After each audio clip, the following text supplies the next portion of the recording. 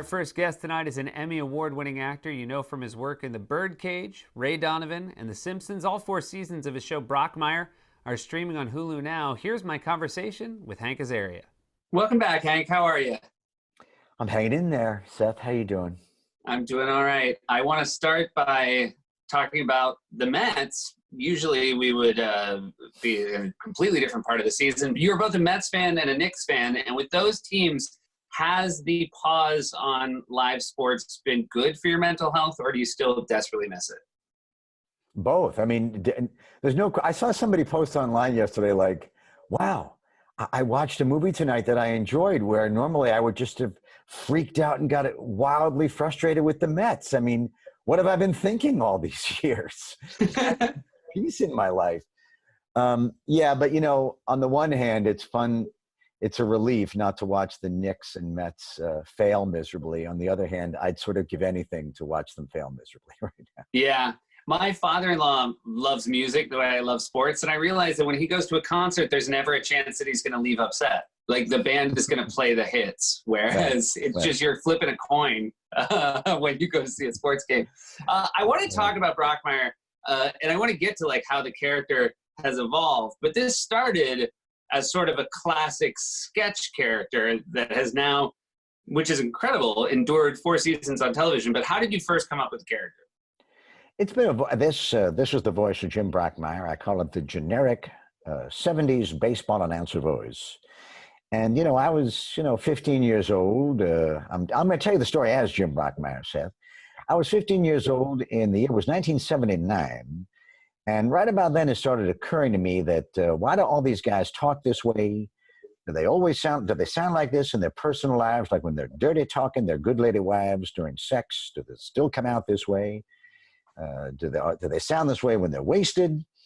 Also, Harry Shearer and I at The Simpsons would talk a lot. He does an amazing Vin Scully, Harry Shearer. It's one of those impressions that, like, you can't tell the difference between actual Vin Scully and Harry Shearer. Sure.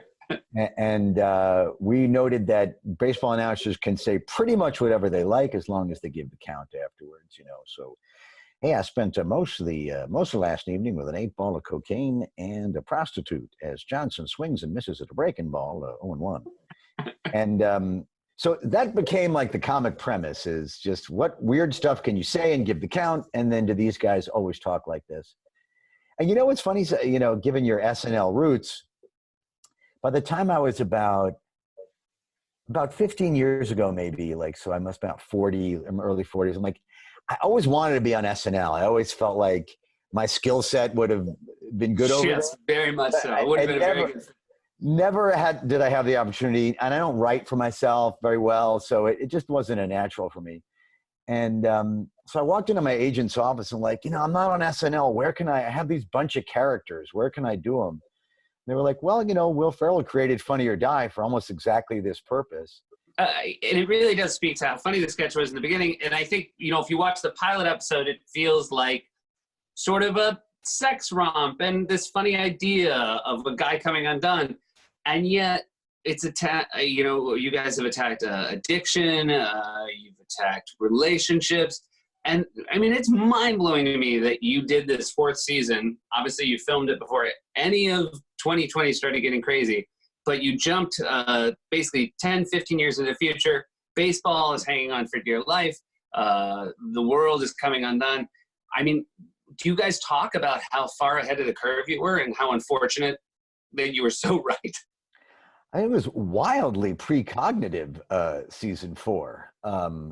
Yeah, I mean, the first 5 minutes of season 4, you get this like faux Today Show opening where there's a pandemic, there's rioting in the streets. What wasn't so hard to predict 10 years from now is that the average temperature might be 170 degrees, but the fact that baseball's very near death, who would have thought that there's be more baseball in a fictitious 10 years from now than there is in the reality of 2020. That's Joel Church Cooper. Like my take on the character was that raunchy romp that The Short was. It was pretty sophomoric. I made the character an alcoholic just to justify saying outlandish crap on the air. But he saw the depth of a man struggling with his alcoholism and all that that implies, and trying to find, like baseball, trying to find relevance in modern times. I'm like, what did you write here, man? It's brilliant. Yeah, I got lucky. Well, I wonder, like, what has it been like for you as an actor that you create a character that, not to, devalue it all, it seems like a sketch character, and then you find this writer that's given him all this depth, and you're into it, is this really fun, like, vocal impression. Has that made it easier for you to, because you're so great at playing the reality of this person, starting with a silly voice, has it made playing the dark parts easier, or has it been harder? Kind of both. I mean, a lot of my gig or my niche or my shtick, if you will, is creating a silly voice and then seeing if I can fill it in as much as possible. It's almost like a game. Like, can I make this a real human being? And it became a fun challenge. Like Amanda Peet, who plays this Brockmire's love, she's great, and she's very real and raw, and it's a great character she's playing. And so we'll have these intense conversations in the show where she's crying and screaming and upset, and I've got to answer her in kind, but I got to say it like this. I got to talk to her as a baseball. And I know in my mind, I'm like, oh, Amanda's really upset. I got to take care of her, but it's going to come out of this filter. And can I make that sound sincere? And, that's been the fun of the character. Well, I do want to tip my cap to both of you, because you stay in the character, and she has done such a fantastic job of, she now accepts it, her character accepts your character as real, and that's what makes it such a fun show to watch, as opposed to something that I think could have been so much broader and less effective. We'll be right back with more Hank right after this.